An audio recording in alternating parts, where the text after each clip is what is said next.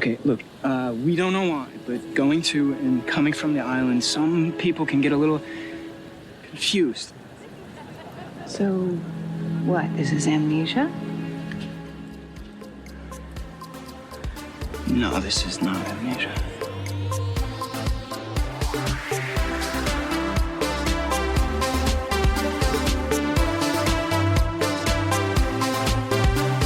Oh boy, it's a time travel podcast. My name is Nate, and with me is a co-host who will always be my constant. Brian Martin. Hello, everybody. Hello, Brian. Here we are covering, again, a television series that I have never watched. As I prefaced... That's your fault. Yeah, well, part of it's your fault. It's your misfortune for never having watched this show. Well... with the rest of us. That's true. I prefaced this last week. I think this is the third time that you've selected a topic of content that I have never watched. Things that you have watched. General topics, it's been way more than that. But TV shows. Okay, so it's the third time that we've taken a television episode and plucked it right out of the middle of a series, and a series that I've never even watched. That Nate has seen not even a minute of. And we also did Doctor Who, which I knew nothing about. So there's Doctor Who, there's Star Trek Week 5, and It's Always Sunny.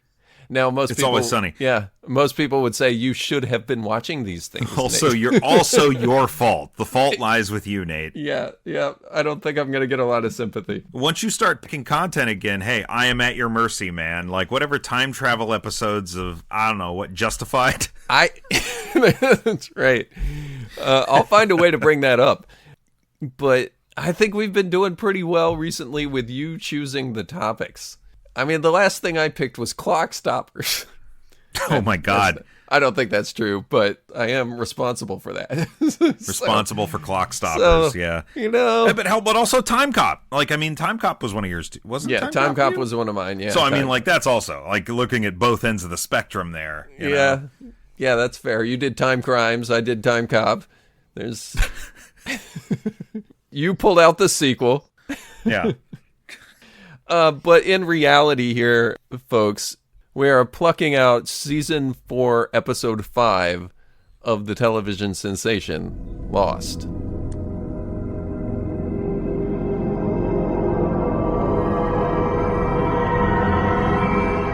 And what a sensation it was, folks. Yeah. Out of all the things that we've just kind of plucked, Doctor Who is kind of geared towards shepherding you in, even if it's your first time. It kind of gives you an inroad. Sure. Okay. It's Always Sunny. You can just pick that show up and kind of run with it. You figure the characters out within seconds of observing them for the first time. Yeah. Prodigy was a little bit tougher, but I had a hard time with that one too. Lost is extraordinarily dense, and the dramatis persona of Lost is vast. There's a lot to keep track of. Yeah. I think there's nobody in America that doesn't know what Lost was. Yes. Even if you didn't watch Lost, people know Lost. You know, and it's even probably well enough known to recognize parody. Mm-hmm. Yeah. I remember one of the funniest things Jimmy Fallon did for late night, for anybody that actually likes Jimmy Fallon. He would have like little episodes of a show he called Late, just a parody on Lost, but it took place there at 30 Rock or whatever. And I got sucked into the mysteries that they were writing for these stupid weekly episodes of Late with Jimmy Fallon. So yeah, it definitely was a phenomenon. Kimmel had a lot of fun with it too. Oh yeah? Over the years, yeah. It was a cultural phenomenon. Was it NBC? What was it? ABC? ABC. It was ABC. Yeah. It was the last appointment television I had in my life. Was Lost. Okay. Like where everybody is like, okay, it's Wednesday night, it's 9:00, it is time for Lost. We're all sitting down and watching Lost. That was the last time in my life something like this happened. And watching an episode on a Wednesday night, watching it again Thursday morning, and then just getting on the internet and debating with people and speculating with people. Message it boards? was something. Did you use message boards? It's something you can't recapture anymore, man. It's a feeling that has gone away, and it was such a ride. Man, it was such a ride. And there were certain characters, like when you're watching the X-Files, and we talked about this before, and I'm a guy that would always be watching the guest starring credits, at the beginning of an episode of the X-Files. And if I saw William B. Davis's name, I'd be like, we're in for some shit in this episode, because that's the smoking man, The smoking man, yeah, cigarette smoking man, sure. Lost was kind of the same way, where each episode of Lost, for those of you who are kind of uninitiated, focused on a different character on the show, usually via flashbacks to their life before the island that would some way inform or enrich your understanding of that character in that episode and the actions they took. There were certain characters who would get a quote-unquote centric episode, and the second the episode started, you're like, all right, here's some shit. And one of those characters was Desmond Hume, who is the main character in the episode we're going to be talking about tonight. Okay. Every time we got a Desmond-centric episode, there was sort of a built-in expectation that we were either going to see something exceptionally good or something that was going to further our understanding or investment in the mysteries surrounding the events on the island. And The Constant, which is the episode we're talking about tonight, is largely hailed as the best single hour of the entire run of Lost. Okay. Which is pretty remarkable because it came during the season that was impacted by the writer's strike. Oh. That happened in about 2009, I guess it was. They had just finished it, I guess. Actually, there was a huge hiatus in this season. From episode 5 or 6 to episode 7, there was a several-month hiatus. It was a truncated season as a result of the writer's strike. This one got in, I want to say, right under the wire on that. So, of the shows or the episodes to kind of hold us over, I guess, during that drought, couldn't have done much better than this one. Okay. I definitely had people back in the day trying to push the show on you. It was like the Game of Thrones of this era. It's like, you're not watching Lost? What do you mean you're not watching Lost? Yeah. And there were a couple of things that prevented me from watching this. Obviously, I made my own choices, but couple of things that kind of veered me away from it. One, the first person that was really pushing me on this had brought up the fact that there was a polar bear on a tropical island. Yeah. And that's very early on. That's like very early on, and 1. That immediately made me think, I'm not sure I want to watch a show that has why is there a polar bear on a tropical island? I don't like shows with bears, so I think I'm going to stay away from this one. I was at the comic shop today, and this guy was there. There's a new volume of Black Sad, which is a great detective noir story with a bunch of anthropomorphic animals. New volume of Black Sad out today, and there's this guy there.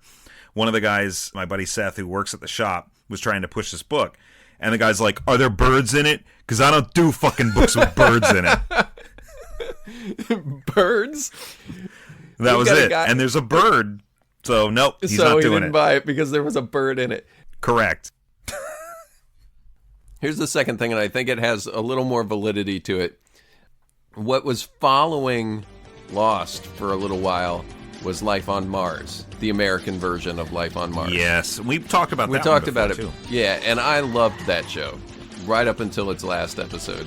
Yeah. And I'm going to bring that up again later as this conversation continues. There's some parallels I wanted to draw on one of these. The point being, it followed Lost, right? And they would show reruns of Lost right before new episodes of Life on Mars. And what they were doing was rerunning episodes of Lost with pop-up bubbles. Do you remember this?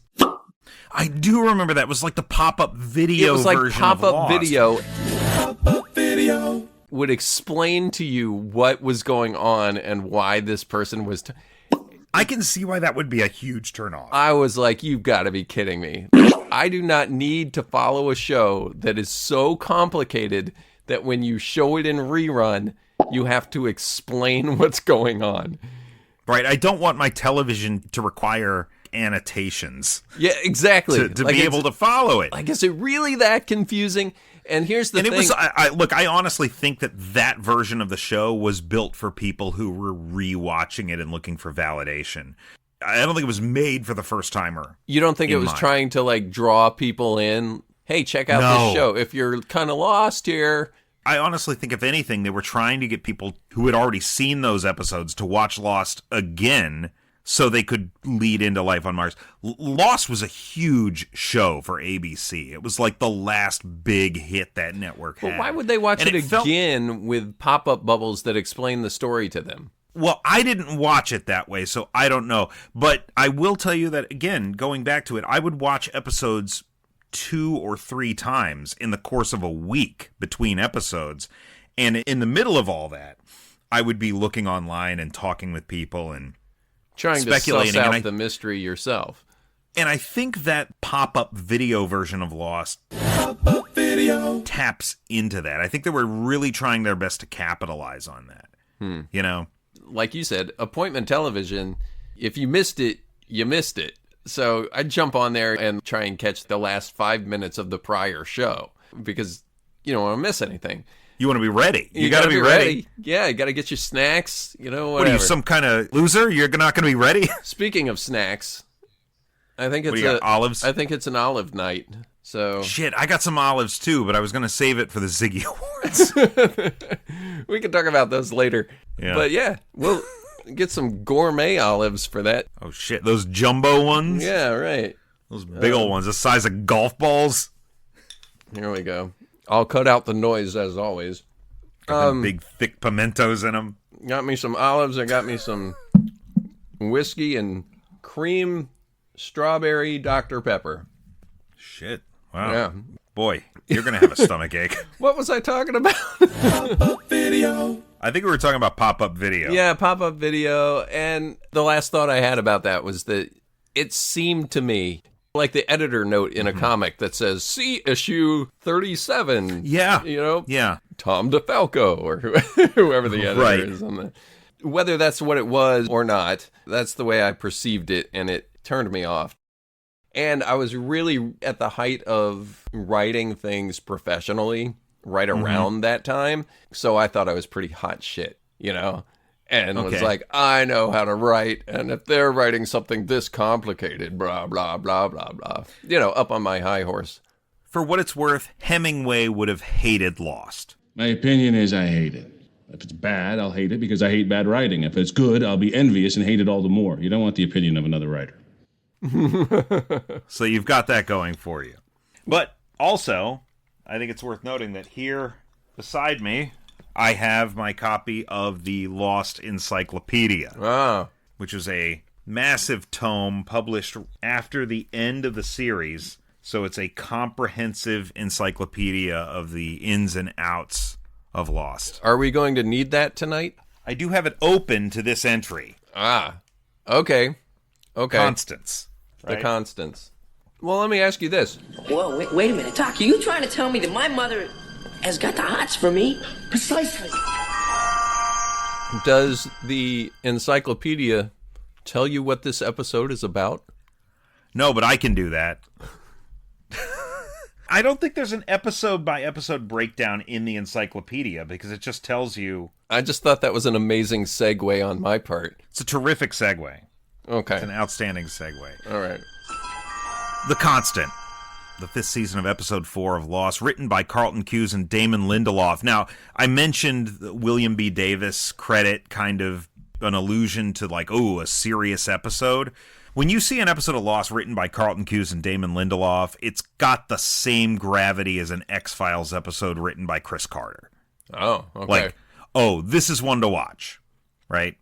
Carlton Cuse and Damon Lindelof are the showrunners of Lost, so it was a serious one. Didn't Carter write most of the legacy episodes, though? Yeah, he wrote most of the conspiracy episodes, the conspiracy. ongoing Yeah. narrative. But Hughes and Lindelof were kind of like that version of Lost. When you saw their names on an episode, it was typically like the season premiere and the season finales, those big Sure. episodes that their names were associated with. Also worth noting, though, on the writing staff during this season and the previous season, Brian K. Vaughan Oh, of Why the Last Man fame. yeah, and Dark Knight 3, right? No, he didn't write that. No, who? 100 Bullets. Did he do 100 Bullets? No, that was Azzarello. Okay, that's who did... In fact, that's who Azzarello did- was the one who did Dark Knight That's, 3. yeah, Brian Azzarello. Azzarello is the one that... Yeah, okay. That's No, the- Brian K. Vaughan looks like Moby, and he sounds like Ray Romano. Hey, I guess Yeah, I'm going I to think- write this book about the end of the world. I think you did this impression earlier in the series. I have definitely done it before. But Vaughan, currently writing Saga at Image, but has written Why the Last Man, Ex Machina. Okay, I got him confused Not with the Brian movie, though. Azzarello. That's okay. Okay. We're all just fucking Brians. That's right. Anyway, this episode is directed by Jack Bender, who also directed a lot of episodes of the show. Folks, maybe certain recent domestic developments have you wanting to travel abroad and maybe find a nice tropical island somewhere to unburden yourself of the shackles of day-to-day life. Well, that's not what the passengers of Oceanic Flight 815 had in mind when their flight from Sydney to LA was unexpectedly diverted to a mysterious island in the Pacific. As the survivors of this crash struggled to navigate this unknown land, they discovered a hatch on the island. This hatch led to a bunker, and the bunker led to its sole surviving inhabitant, a man named Desmond Hume, whose boat had washed ashore on the island during a race around the world. Stranded on the island, Desmond was then tasked with entering a numerical code into a computer every 108 minutes, or risk triggering the end of the world. Well, eventually one of the castaways prevented the code from being entered, and the bunker imploded, resulting in a massive electromagnetic disturbance that, one, drew attention to the island and prompted mysterious parties to send a freighter, the Kahana, to find it, and number two, sent Desmond tumbling through time, a condition that was exacerbated by his departure from the island on a helicopter bound for this mysterious freighter. And that's where we pick up in this episode, where Desmond's only hope of not just stabilization within the timeline, but survival itself, is to find a constant, an anchor point in time that connects both time periods that he keeps sliding between. See, I didn't know any of that. That is the simplest, most direct way I can explain what's going on in preparation for this episode. And honestly, there's a lot at work in Lost, Yeah. but most of it doesn't matter for this episode. Right. Like, honestly, I'm glad you finished with for this episode. it all matters by the end. But for the Does it, enjoyment though? of this episode, Does it? it does. It really does. A lot of it does. Some of it doesn't. I mean, this was network television. Bear with them. Yeah. I don't want to derail the conversation that's supposed to be pointed here, but isn't it kind of universally accepted that this show shit the bed at the end? No, not at all. Like, It's not universally accepted at all. But because you're an outlier? No, we're not outliers. There is a large vocal contingent of people, and you know how vocal contingents of people can be online, that completely missed the fucking point of the ending. And that has driven the narrative for the show. And I think a lot of people are kind of on the bandwagon of, oh, that sucks, even when they haven't completely seen it and don't really know how it ended, because the most vocal contingent coming out of that finale was like, oh, wait, so they were dead the whole time? And Nate, I'm telling you right now that the final episode of Lost literally goes out of its way to explain that they were not, in fact, dead the whole time. And yet, half the audience completely fucking missed the point. Like any other show, Lost has its faults. There's a lot of good about it. It's not a perfect show, but it is a complete story from beginning to end. If you understand basic narrative fucking structure and can listen to dialogue like a goddamn human being, This is then really the finale curious. of Lost makes sense. This is really curious because the third anecdote I have about this show is that at Heroes Con there in Charlotte one year, I attended a writer's panel. Okay. Kind of one of these, here's how you write a comic book, and here's the basic structures of narrative with famous writer XYZ. And I believe, although I don't want to put words in his mouth, I believe it was Mark Waid. Okay. I believe it was Mark Waid, but if I'm off base, I apologize. The subject of Lost came up, and the entire panel seemed to agree that the writers of Lost had no idea where they were going. Like, from week to week, they were just throwing out these mystery box questions with no perceived way to weave that all back together. I think that assessment is fair, but only to an extent. Because I think they had a few very specific ideas about where this show was going, but the few ideas they have weren't enough to sustain 6 seasons of a show. Okay. And the network wanted the show to keep going and going and going. And so they kept throwing stuff out there. Yeah, and that's a so problem. some of those threads end up kind of going nowhere. I don't disagree with it at all. Big picture-wise, I think the show ends the way it started.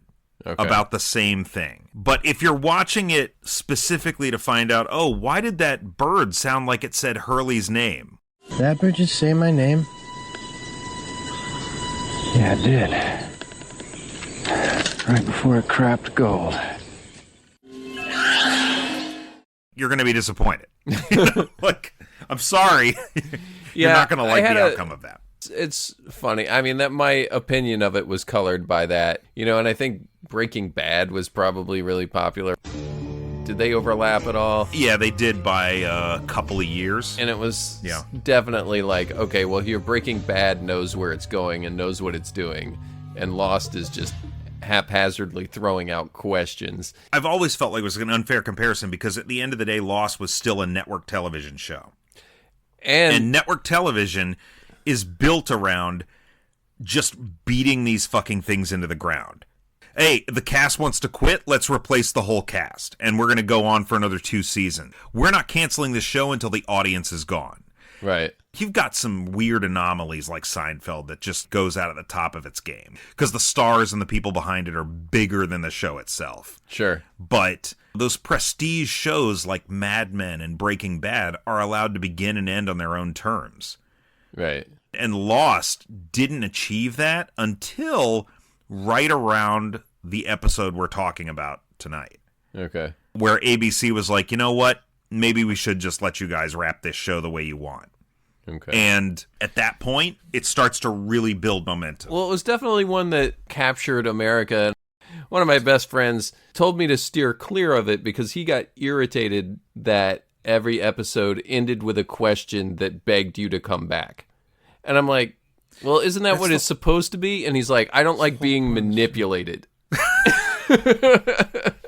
He's like literally angry that it was like, why are you just ending every episode with a question?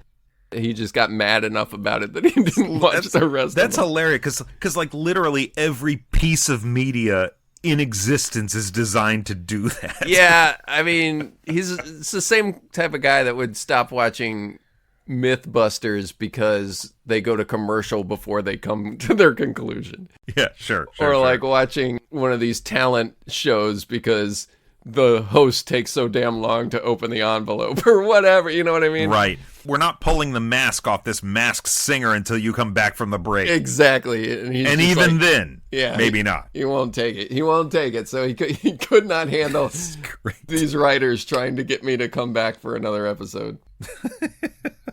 I have a strange... I mean, this episode is not exempt from that. This episode it is a little bit. No, I'll disagree with you from my, shallow perspective over here. I watched this episode, and the first thing that I've written down is that it gives me no inclination to start the series and go watch it. Like, I have no interest in doing that whatsoever. But in the same breath, I really freaking enjoyed this episode of television. Yeah. It started from a place that I could understand and ended in a place that I could understand. And there's some questions out there, but I understand that it's part of a larger story. And the story that I'm watching in this one episode comes to a satisfactory end. The character that's dealing with his particular trials this episode, those trials subside at the end. They're resolved. In the first act of this, you're presented with a problem. By the final act, that problem is resolved. Mm-hmm. In a way that is understandable. Like, of course, Desmond has been a character on this show for a couple of seasons at this point. Penny, his girlfriend, for just as long. Okay. So he wasn't one of the first characters? No. I thought you said he was on the island immediately. He was on the island before the survivors of the plane crashed there. But not before the story started. The show opens with the plane crash. Right. During the course of season 1, certain characters discover that there is this weird hatch on the island. Okay. They break into the hatch at the end of season 1, and in season 2, we find that Desmond is down there, and he has been down there. And in fact, his negligence with that computer I was talking about, where he has to enter that code in every 108 minutes, is the reason the plane crashed. So he inadvertently created an electromagnetic phenomenon that caused the plane to crash on the island initially. Okay. Without my having seen it, I understand there's a clock down there ticking away. There was a clock, yes. And the reason I know that is that one of my other good friends did freelance visual effects for the show, and he's largely responsible for that clock. For the clock. That's wild. That's cool to know, because I actually... I'll just show you. Like, on my wall up here, let me see if I can... The Bride of Frankenstein? Let's see.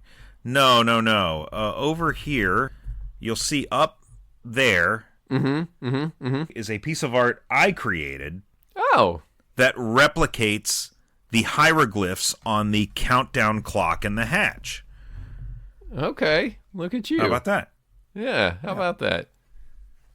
Yeah, I know very little about what all that meant, but I knew that he was working on that clock for Lost, and that's pretty rad. Never really brought himself to watch the show, however. I could just give him a shout out. Stephen Weitz, if you're out pretty there iconic. Listening. Stephen Weitz. That is an iconic element from that show. So and he did it with his personal computer via freelance. Nice. So this particular episode, though, like I said, I have an understanding of Desmond from just this episode, and I care about what's happening to him because the actor is very compelling. Did you just experience something, Desmond?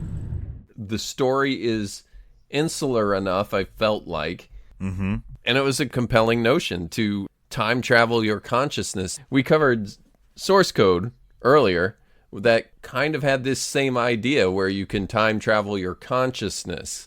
It was a little more akin to Quantum Leap, I guess, because it was going into a person. Yeah, and it was something that was deliberate, and there was a scientific process behind it. And part of the problem with what is happening to Desmond in this episode is that it's almost like his consciousness has just become unmoored, and it's more like his life is this lengthy strand, and his consciousness is just this sort of like marble on the strand, and it's sliding back and forth. Sliding back and forth from these two. Yeah, for sure. I also thought it was kind of like Days of Future Past, the movie. Where they sent Wolverine's consciousness back into his younger body. But clearly it's just that his consciousness exists in these two times, 1996 and 2004. Yes.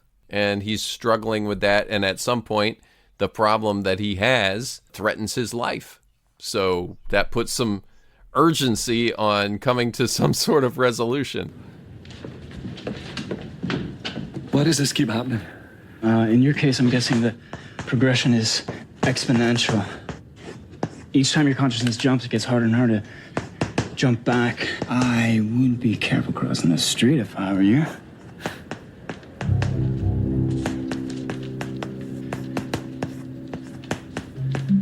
What happened to her? She died. Yeah, I can see that. How? Brain aneurysm, probably. I don't know. I'm gonna do an autopsy later. Is that going to happen to me? The effects seem to vary from case to case, but If this keeps happening, am I gonna die? I don't know. That's something this episode does really cleverly, too, is this character of George Minkowski, played by Fisher Stevens, who they discover kind of strapped to a bed in the infirmary. Right. And he's like, hey, you're having the same problem I am, huh? It's a really quick, direct way to see what the outcomes of what he's going through is. Minkowski has clearly had a little bit more experience with this, and we see him die as a result of it. And it creates that sort of tension leading into the third act. Like, oh my God, this is really critical for Desmond. He could die if this isn't resolved. But it's also a follow-up to the lab rat dying. Yes. Yeah. So the thing I was going to mention about life on Mars, it struck a chord with me just at this time when we meet Minkowski, right? Yeah. And it's introduced very nicely. Desmond's being locked in the sick bay, and then he hears this voice, kind of a calming voice that says, you're experiencing this too, aren't you? Right? And this is like right before a commercial break, and you used to have to write to commercial breaks.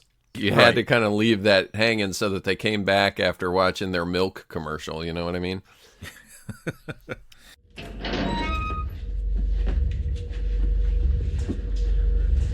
All right, my friend.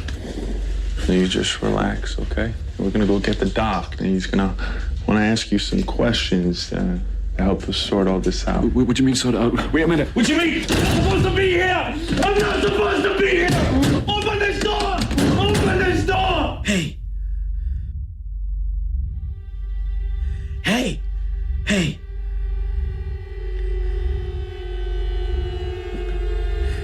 It's happening to you too, isn't it?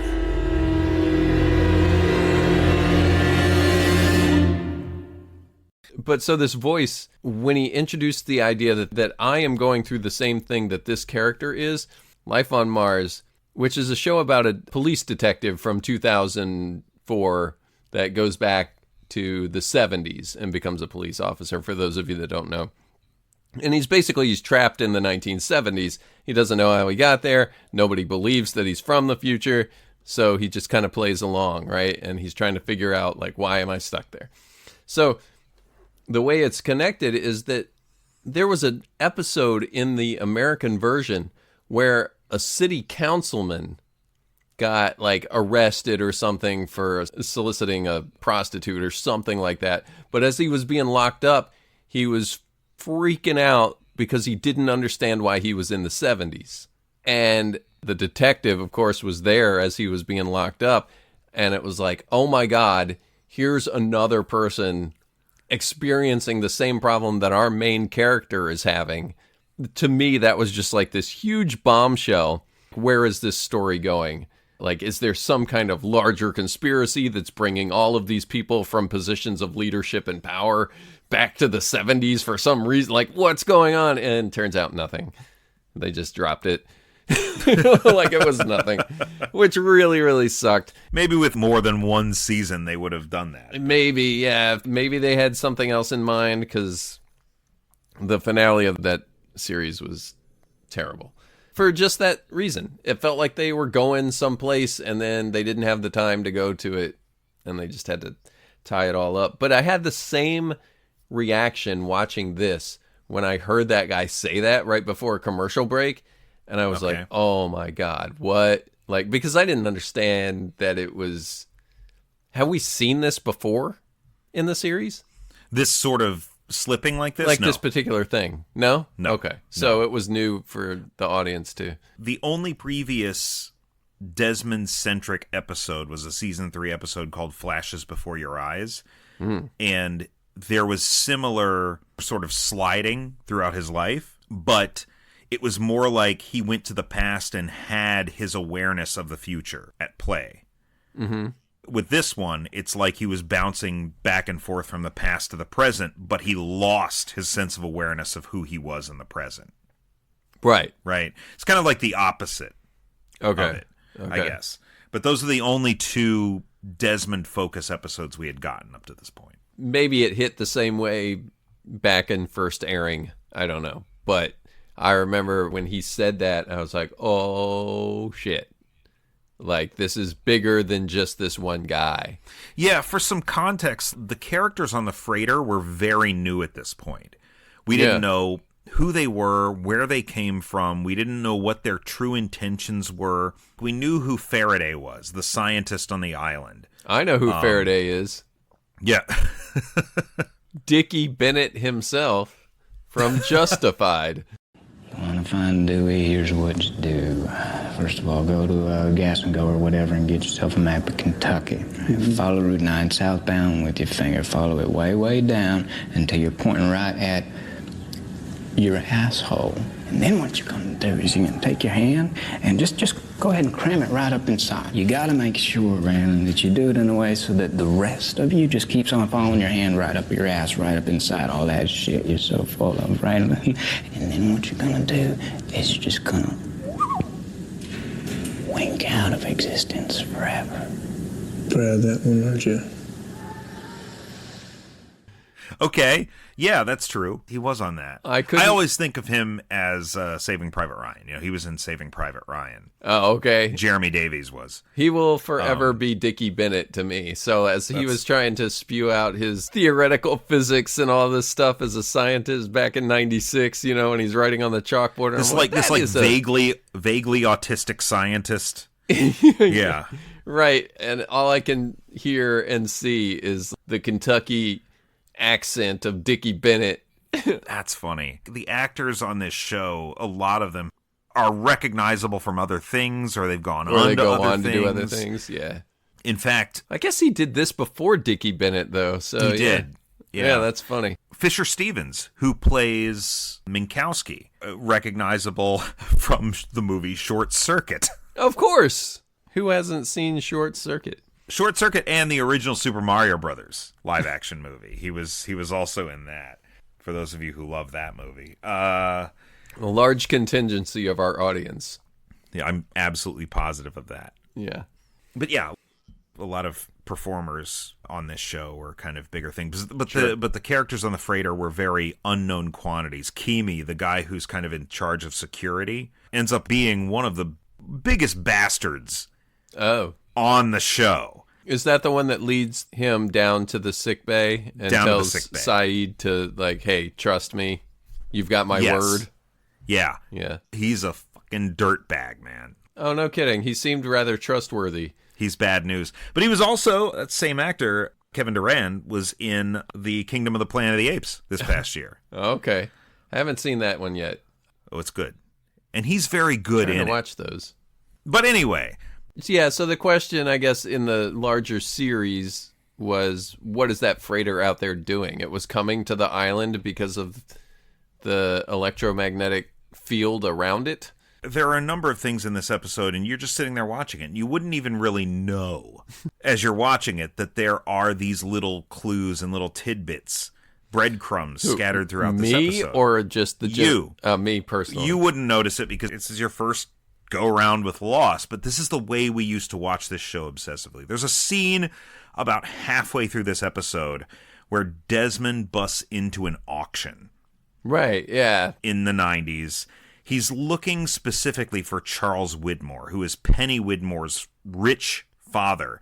Right. Charles does not deem Desmond worthy of his daughter's hand, and he's been very direct with that in the past. He has very little regard for Desmond, but there is a painting there that is being bid upon of a ship called the Black Rock.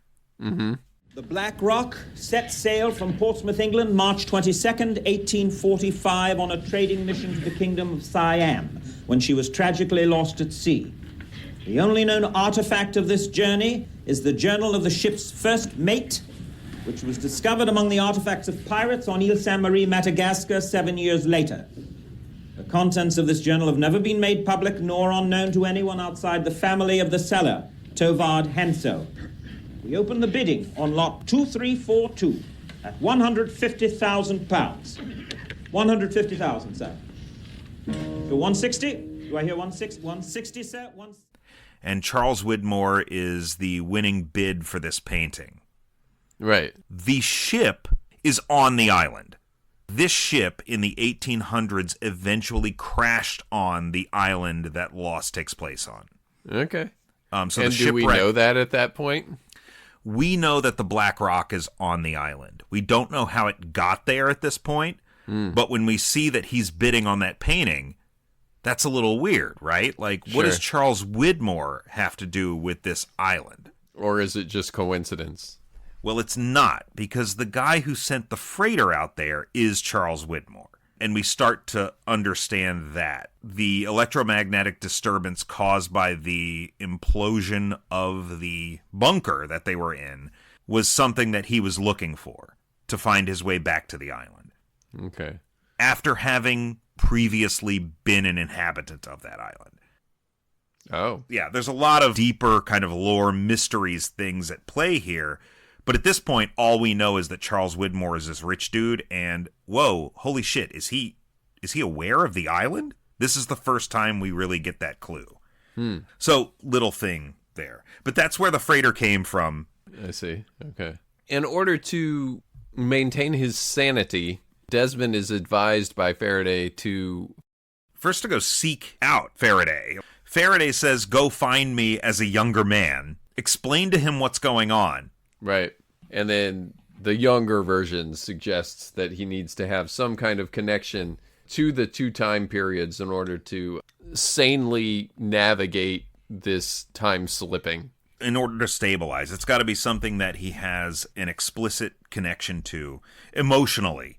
Right. That he can kind of anchor himself with in both time periods.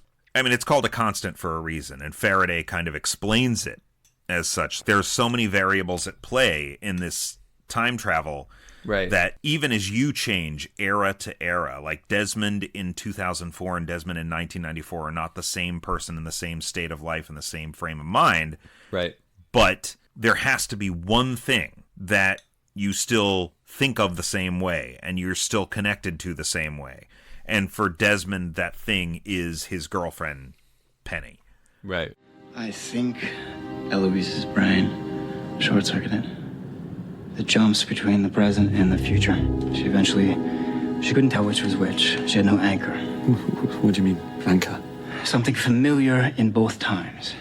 All this is all variables. It's random, it's chaotic. Every equation needs stability, something known. It's called a constant. Desmond, you have no constant. When you go to the future, nothing there is familiar. So if you want to stop this, then you need to find something there. Something that you really, really care about. That also exists back here in 1996. This constant. Can it be a person?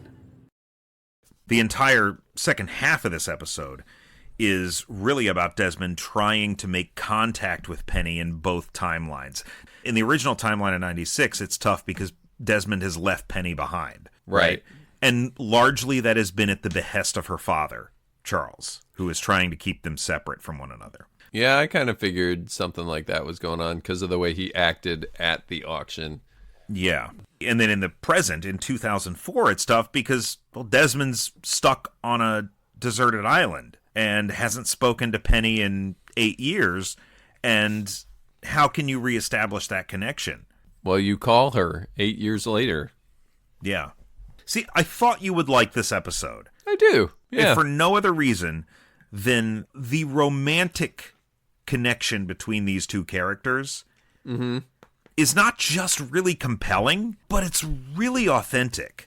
Yeah, that comes through. The way that they sell it, Desmond on the phone in 2004 from the freighter, calling Penny, who has, we found out, waited for him, and she's still there, wondering where he is. She's looking for him. That moment, that emotional connection, and the editing, the way it's cut between the two of them, and even the prior scenes from 1996, to me, it's just a masterclass in film editing, in acting, in scoring from Michael Giacchino, all of it coming together and making this just huge, enormous swell of emotion the back end of this episode. And I think you can feel it even if you've never seen it before. I can feel it. I wouldn't call it a tidal wave the way that you're describing it, but clearly... The context, yeah, right? Like clearly no context. The chemistry, even just from a distance, is pretty good for those two actors, and it seems pretty clear what has happened. It's not like this is breakthrough storytelling of the rich father that forces the guy to not meet it, and he goes off and joins the military, and she doesn't understand why and how, So it's a familiar enough story that I can see that, and as they reunite, where he has to go get her phone number, so that he has her phone number in the future so that he can call her 8 years from now. And that scene when he goes to the door to get her phone number, I think just the idea that you go to somebody with a ridiculous request or something that makes absolutely no sense to you or to them, because you seem so emphatic about this particular thing and it's clearly this important to you, I will do this. And the more ludicrous that request is, illustrates how much that person cares about you. Right. If she didn't really care, it'd be so easy to just dismiss, like, get out of my house. This is a stupid request. Why do you need my phone number to call me 8 years from now? You're just a loon, right? And I don't care. But because it's so out there, it's showing a level of trust between the two characters. I trust that this is important to you and that you wouldn't just say this crap to me to get my phone number. Mm-hmm. All of that is evident in the story and compelling enough for me to really enjoy it, even from the perspective that I have. The romance between these two is something that persists throughout the entire show. And in fact, the finale of season 3, the last thing we see is a research station with a monitor that like blip, blip, blip, blip like that. And it's the disturbance on Lost Island that it's picking up. Okay. And this guy gets on the phone, and the last thing you see is Penny finding out that Desmond's still alive. Okay, yeah, because she says she's been looking for him for 3 years. Yeah. Their romance is something that was big enough for a season finale final beat. You know what I mean? Oh, okay, yeah, I see what you're... So we've built to a point now where getting these two kids back together is something the whole audience is invested in. So when they're finally able to make that connection on the phone, it's like this huge release. Yeah, okay. Within the context of the greater series, at that point, you were shook, man. That's clear. I mean, it's definitely what this episode rests on. That's the story. Yes. Is the connection of these two people across time. And I honestly really enjoyed watching this episode. But again, no interest in going back to watch it. I won't lie. It's a huge investment of your time. Yeah. And But I am glad you've seen this, and I'm glad that you enjoyed it, because I said last time, I think this episode largely does stand on its own. It does. Because it presents a narrative with a beginning, middle, and an end that gives you everything you need to know to be able to follow it. And, well, since I have you on the phone here, figuratively speaking, Dr. Faraday obviously ends up on the island. Yes. But there's a redhead that also knows this secret or whatever that's trying to keep it from them at the beginning. Sure. They're all nervous that the helicopter hasn't landed after, it was only 20 minutes away. Why haven't they made it to this freighter? Right. The time dilation shifts from island to beyond the island, right? Okay. But I guess the inhabitants of the island at this time don't know that?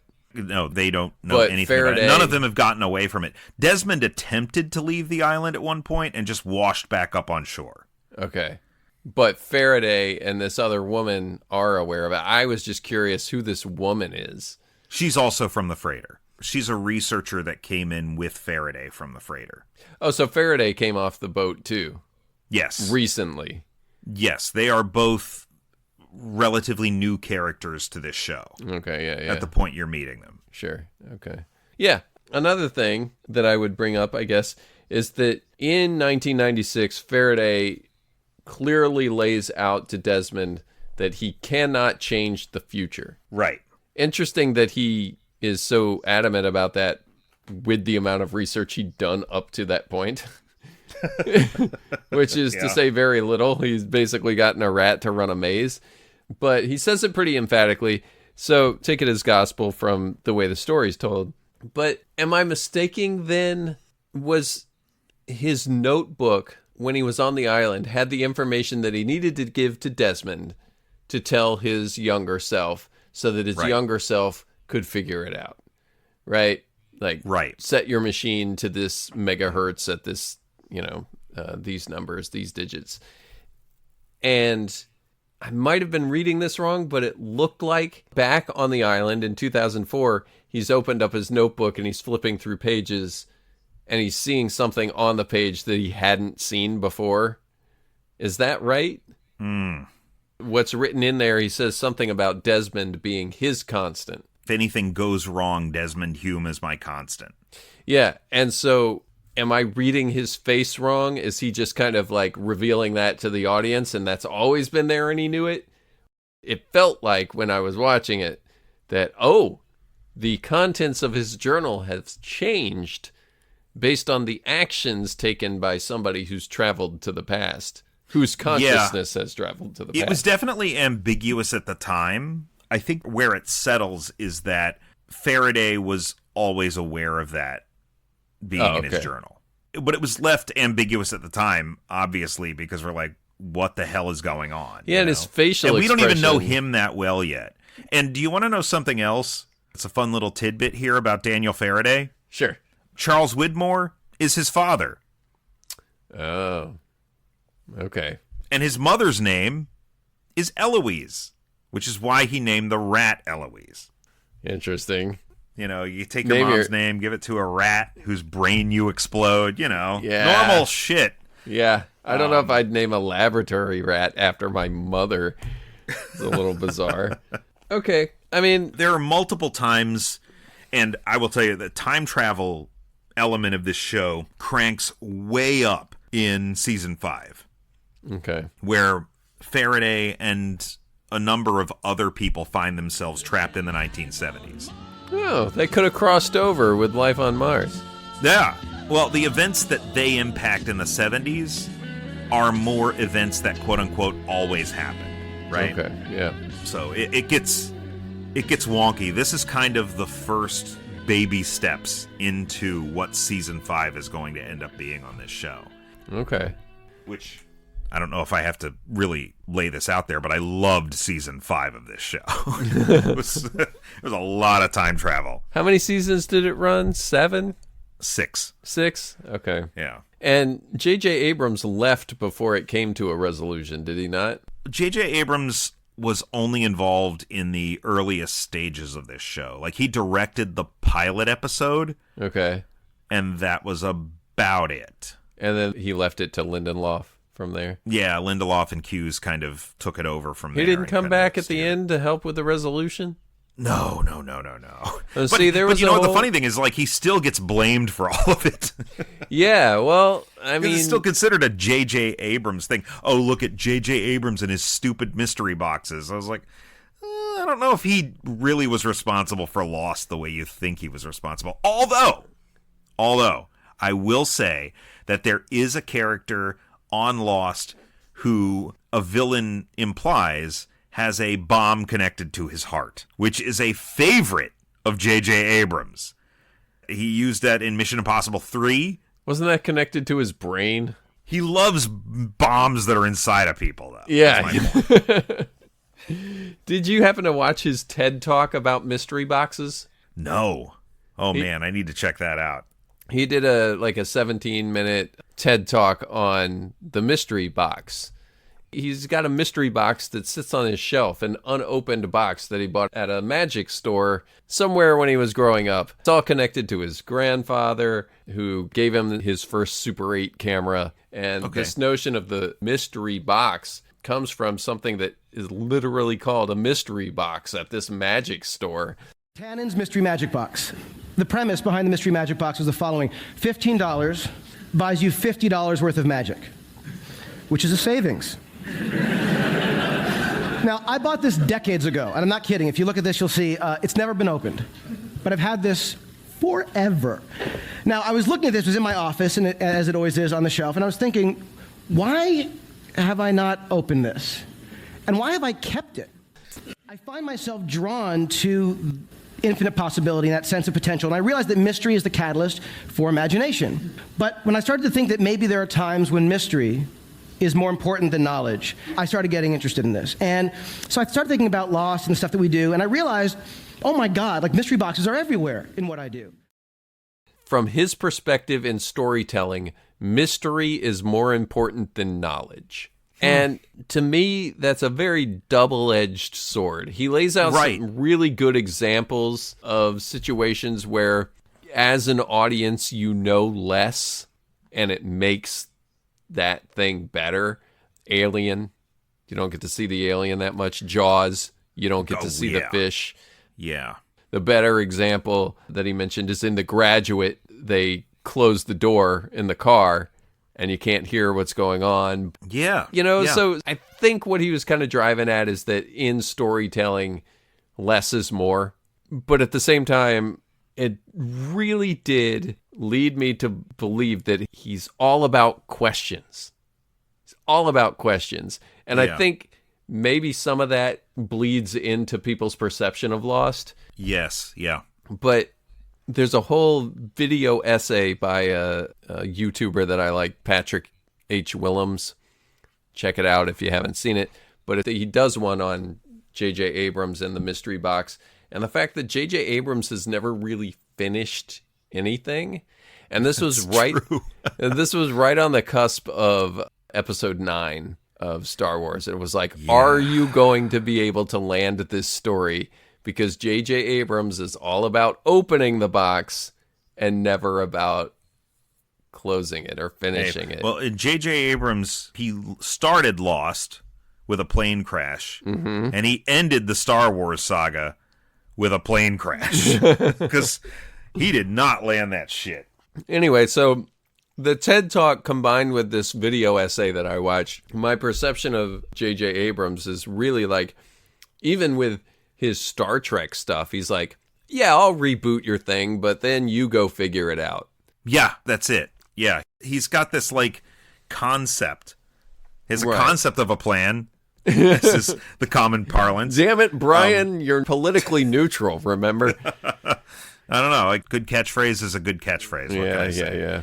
Something I will tell you about why I really think Lost works, especially given what we're talking about with the mystery boxes and answering questions and not answering questions and giving people just enough answers, is that, yeah, Abrams is definitely a part of the mystery aspect of this show, like the polar bear and the weird smoke monster that's on the island and all of this stuff was stuff that was present in the very first episode of the show. Right. And it was kind of left up to Hughes and Lindelof to figure out how do we make all these pieces work together. Something that I feel a lot of people grouse about the end of Lost is that it didn't give you definitive answers to absolutely every mystery it raised. And I would say that it gave you answers to the important ones and left the more important ones open to interpretation. It's the first season of Lost on DVD. That's the meaning of Christmas? No, it's a metaphor. It represents lack of payoff. Oh, people hate that. That's the thing. Watching this show week to week to week and being able to debate, oh, this is what I think it all means, and this is what I think it all means. It's not about like, oh, I think the voices in the woods are dead people talking to us from beyond. Okay, that's an A to B thing. The thematic work in Lost of science versus faith and predestination versus free will, all of those questions are kind of the most important part of Lost. And those are the ones there are no clear-cut, simple answers to. You can find your answers, but what I think is the answer and what you think of the answer won't be the same thing necessarily. And it's something, even after the show ends, we can sit down and debate. I get it. The meaning of Christmas is the idea that Christmas has meaning, and it can mean whatever we want. For me, it used to mean being with my mom. Now it means being with you guys. Thanks, Lost. The more frustrating piece is that people think everybody was dead the whole time. And I'm like, that was not the point of the show. I'll right? believe that that's what I've heard. All the people were dead all the time. They weren't. They just emphatically were not. Yeah. Everything that happened on the island happened. In fact, that's one of the actual lines of dialogue from the last 10 minutes of the show. Okay. So, I mean, I don't know what you guys did. You just stopped fucking watching. I don't fault anybody for being frustrated by Lost. I fault people for coming out of the finale thinking, oh, they were dead the whole time. Because that is a fault on you. The show did its job to tell you that that was not the case, and you just completely missed it. It was like skipping an entire page of a book and then complaining about the ending. You didn't read that. I understand someone being frustrated with Lost completely. I feel like we're going to be the only people putting anything out on the internet that defends the ending of Lost. I don't know. I don't think that's true. I think there's a lot of us out there. I think there's a lot of me's out there.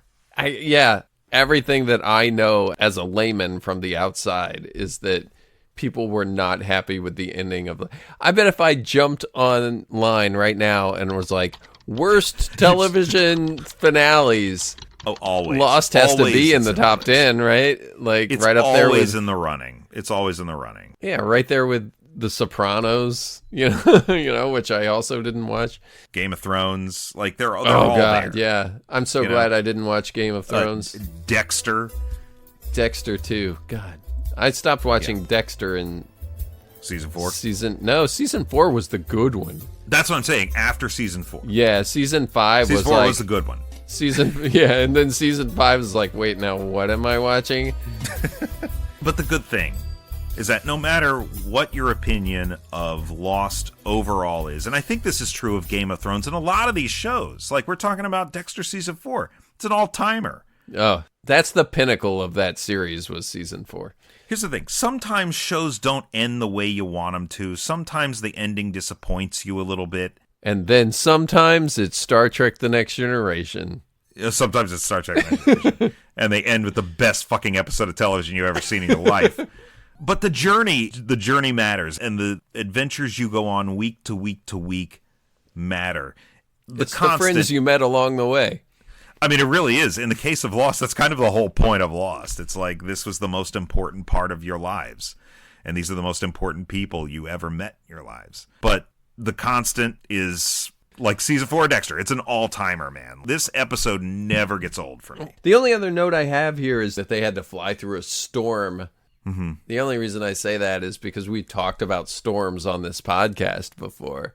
Yes. The idea of using a storm to change the reality of things, you know? Yeah, to create this point of distress. Yeah, or just like some kind of upheaval that changes the constant of what your perception is. I mentioned Sophie Campbell's The Abandoned, and we talked about it in the Clock That Went Backwards. Yes, there's a big storm in Clock That Went Backwards. It's a phenomenon that you can't control, right? It is immediately putting you in a position to understand what this character's going through because you yourself have been through a storm and the unpredictability of a storm before. Right. Now, is this going to unfold in ways that are unpredictable that you can't quite quantify and understand? Yeah, absolutely. But it's immediately putting you in this place of unease. Right. And it's filmed the same way any helicopter ride in a storm is. There's a lot of shaky cameras. There's a lot of lights and alarms going off. Yeah, some close-ups of the gear stick bouncing around and somebody struggling to hold it in place. Yeah. But storms immediately put you in this place of ill ease and unpredictability, and I do think it functions the same way here. So the storm then was just figuratively speaking what they were going through, or was the storm the actual thing that affected Desmond as he approached the boat? They were going through the storm, but it really is the trajectory at which you're leaving the island that has to be precise. Okay. And if you waver there, and the storm is going to cause you to veer a bit, right? Your perception of how long your friends have been gone, it's not necessarily how long they've actually been gone. What does that mean? This is a mistake. It'll be fine. It'll be fine. As long as Frank flew on the bearings that I gave him, if he stayed on it, it'll be fine. And what if he didn't? Then there might be side effects. That's 2,000 feet. Sit down. What am I doing here? What the hell's going on? Nothing's wrong with this. Don't you know my name? I guess the storm is always there, or it just happened to be that they ran into a storm. Look, all I'm going to say is it's very hard to get on and off this island. Okay. It's hard to find the island. It's hard to get off it once you're there. Like Kong Skull Island? Yeah, a lot like Skull Island. Hey, I heard we're going to Ape Island. Yeah, to capture a giant ape. I wish we were going to Candy Apple Island. Candy Apple Island? What do they got there? Apes, but they're not so big. Yeah, I love Kong Skull Island. Yeah. That's easily the best of the MonsterVerse for me. That notwithstanding, wasn't literally the storm that did that to Desmond, but... No, but it didn't help. Something else I do want to mention about the helicopter, and you don't get a big taste of this character in this episode. The pilot? The pilot. Listen, I don't know what's happening to your buddy, all right? But you gotta trust me when I tell you this. I am trying to help you. You want to help me? Give me your phone. Let me call my people. You give me that weapon and I'll give you this phone.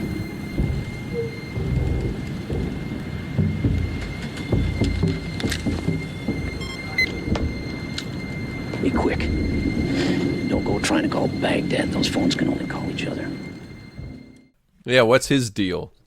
Jeff Fahey plays Frank Lapidus on this show, and as vocal as the contingent of fans who just decry the ending of this, there is a subgroup of Lost fans that are just as passionate about the character of Frank Lapidus. And I can't really explain why that is.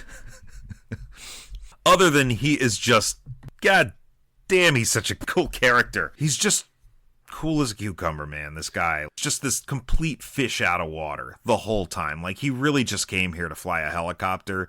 He doesn't know what the fuck's going on. Okay.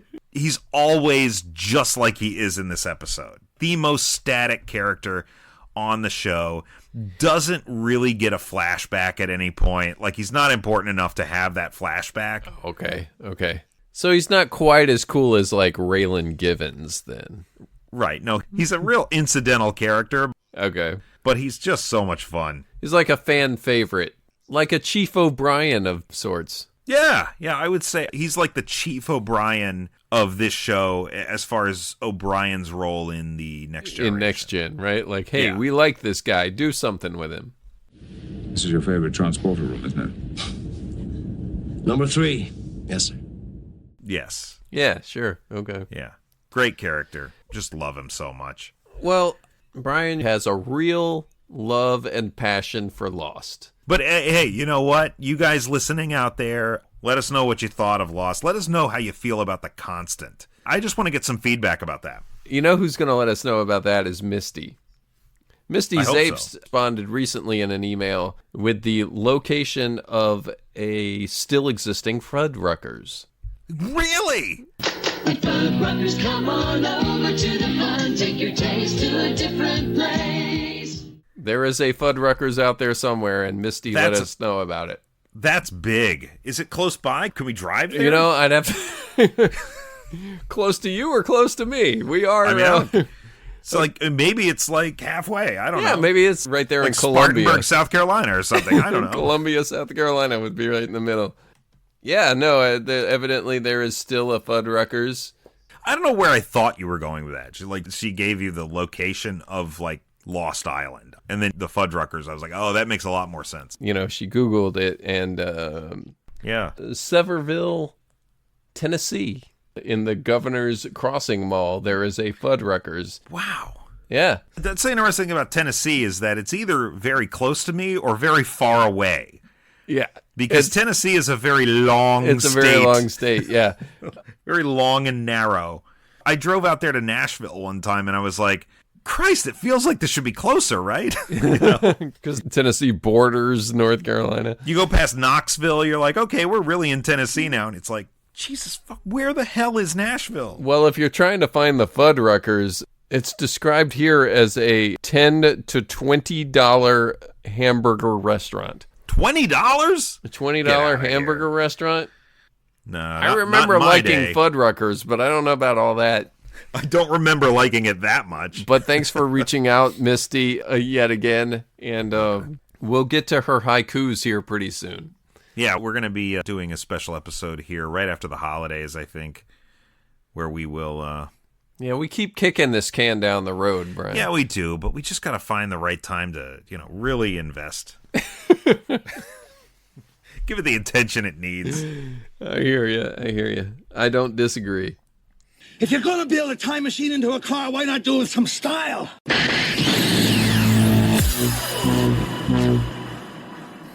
So let's talk about the time travel in this episode. Right. Boy, that's curious. Because at the end of the day, I'm not entirely certain what's causing the time travel. Yeah. So how do I rate that? Yeah, I mean, it's really just... Am I going to put mystery box on the list? Because that's going to fall pretty low for me. Ooh, no, don't call it that. Although this sort of time travel, even though it works to great ends with this episode as far as the just sort of emotional climax of it, it really is just time sliding. From era to era. The most interesting part of this is that 2004 Desmond forgets everything, right? And he's until he talks to his constant. Right, until he talks to his constant, everything stabilizes and he gains that awareness back.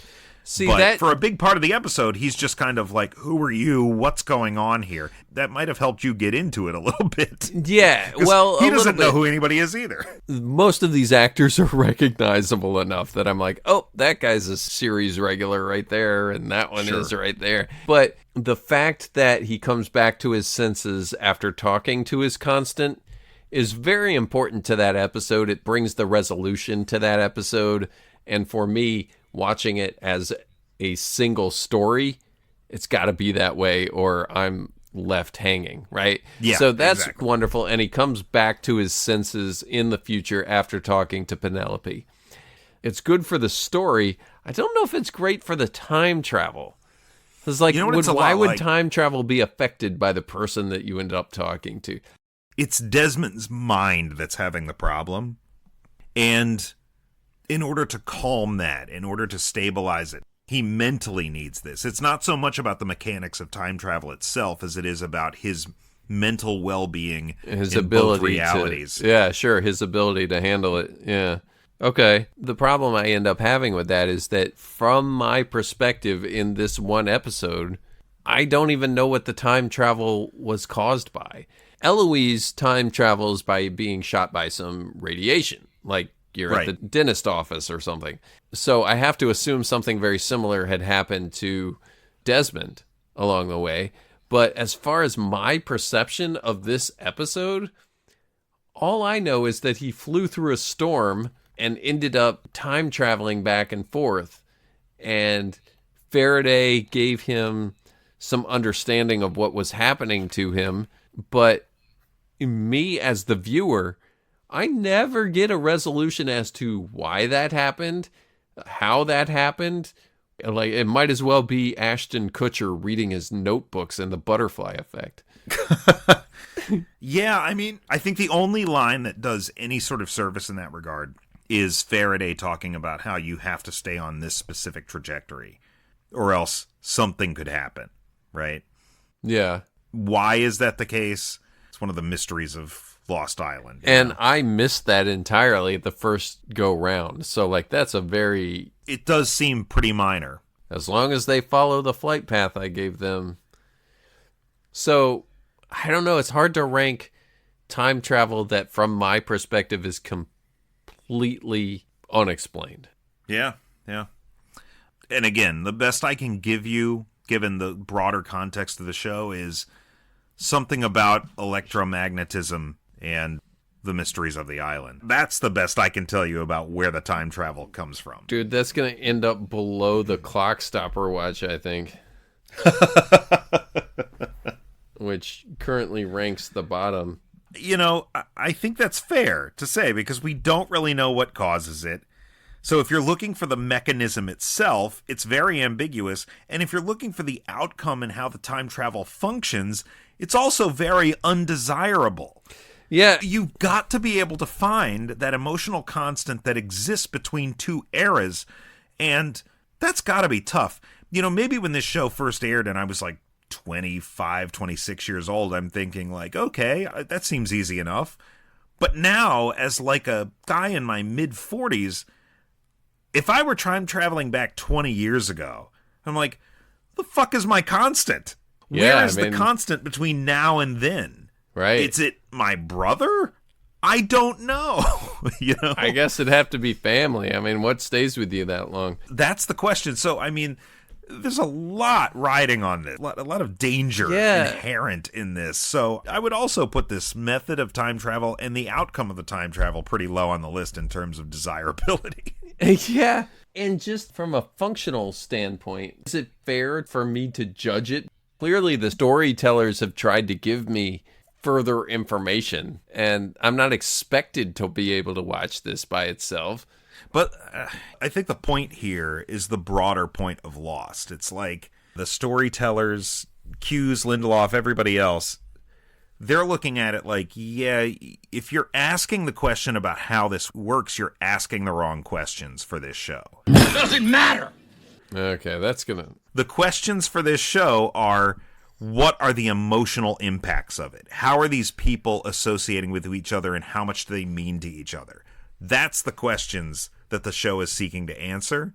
And it can mean whatever we want. The problem is that they're telling us not to think too much about these other problems. And this is why I don't fault anybody for disliking this show. They're asking you not to regard those questions while also continuing to explicitly pose those questions to you week after week after week. Looper was similar in that way, where it's like, don't pay attention to this, but everything that they do makes you ask the question. Begs the question. Yeah. So But you're not supposed to be asking it. Don't worry about it.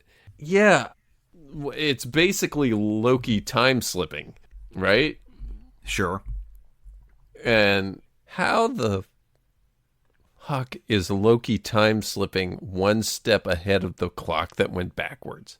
It should be lower than that, right? What is going on here? Okay. I'm going to put it on the level of the time machine from Idiocracy. Yeah, okay. All right. I mean, it definitely belongs below the clock that went backwards. Because it's not the emphasis of the story.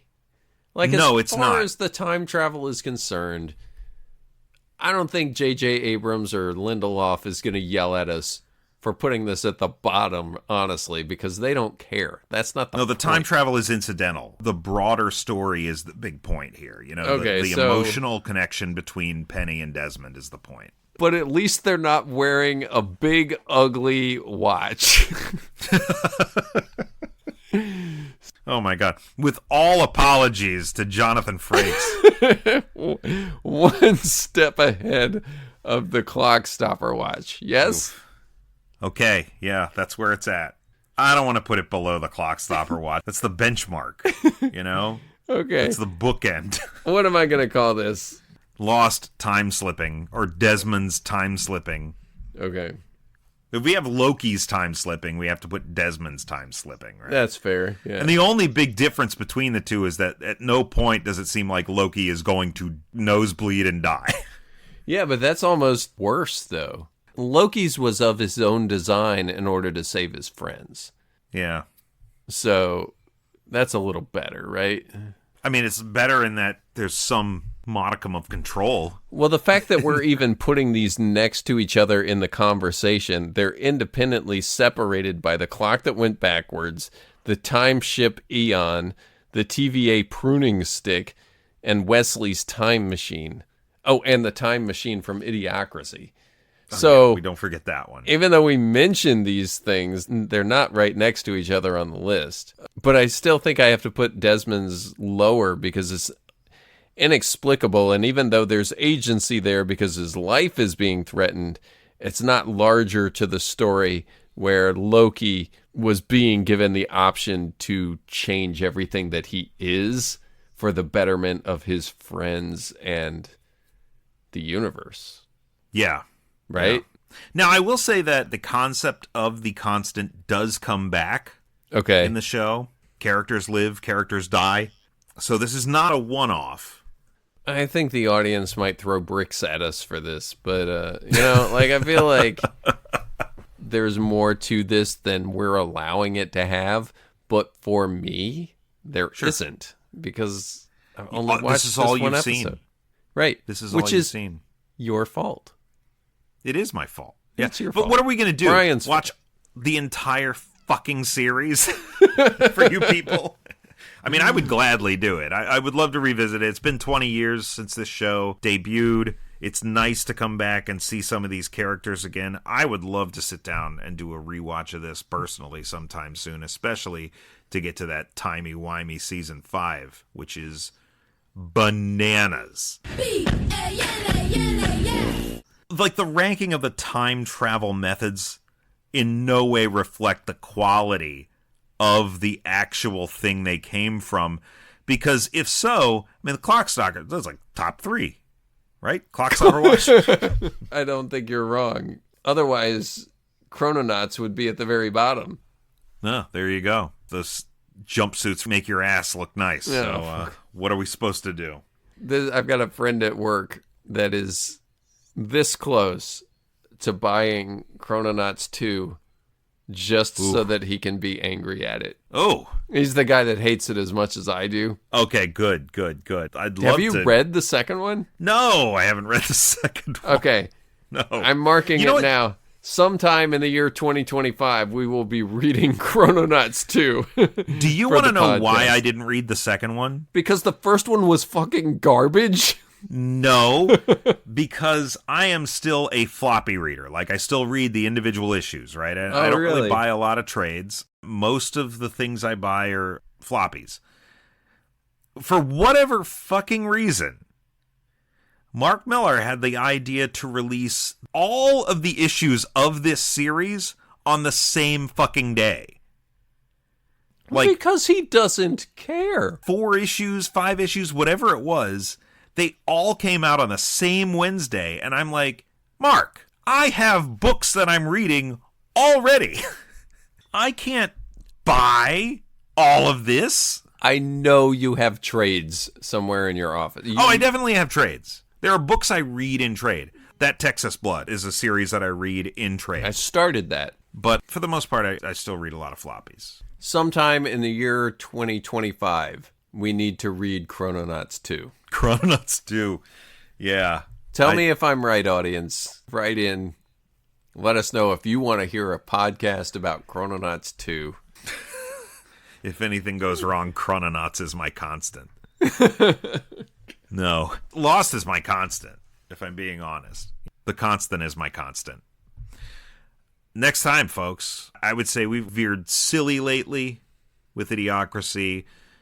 We've gone to these sort of emotional places with The Constant.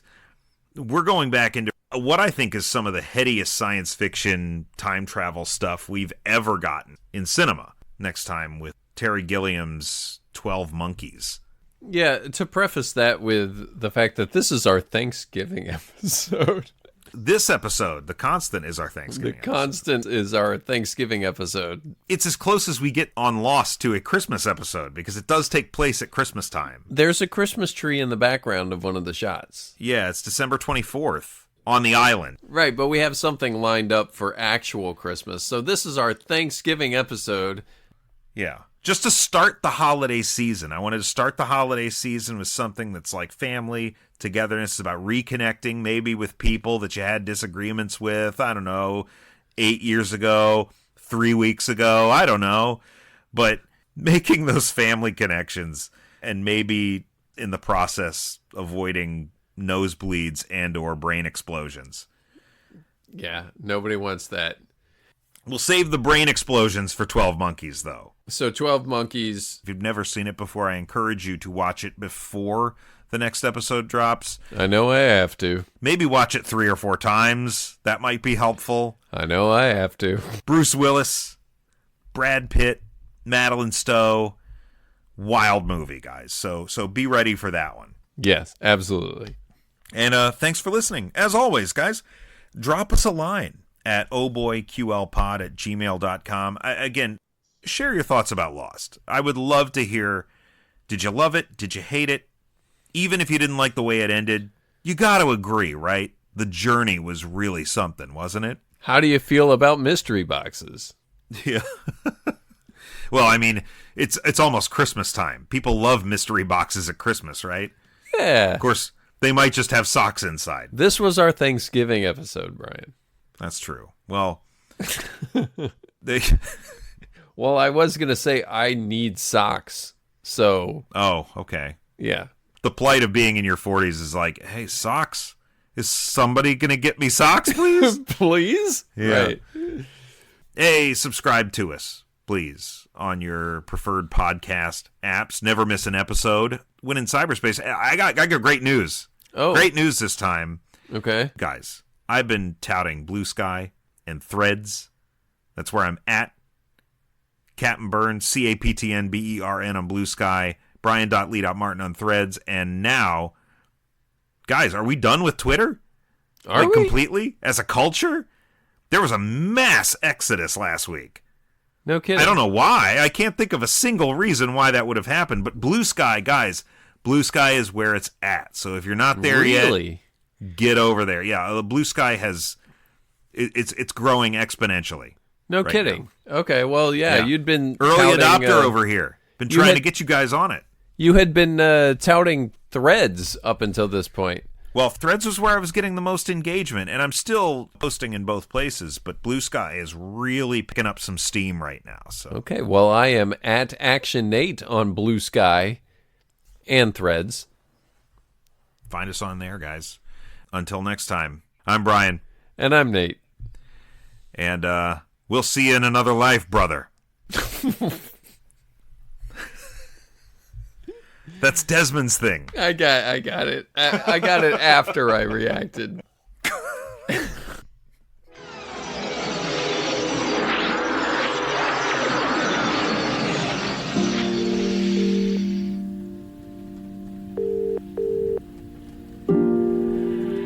Hello?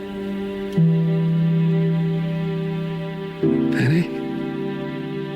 Desmond?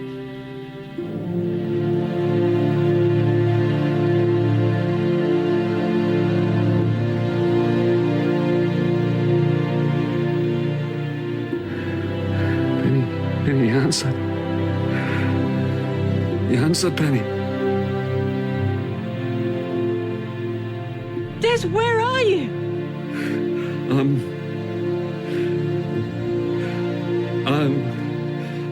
I'm on a boat.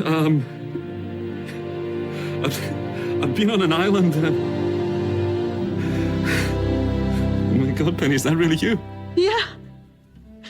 Yes, it's me. You believe me? You still care about me?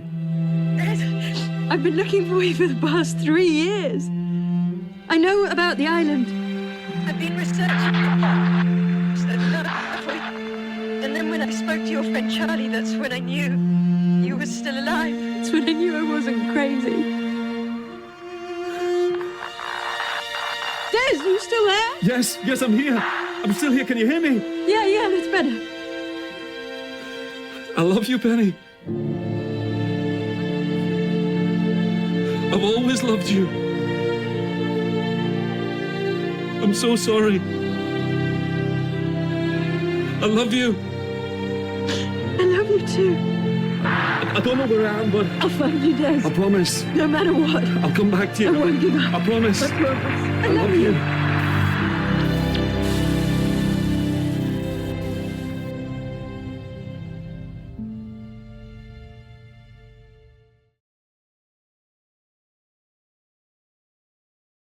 You won't believe how big it is.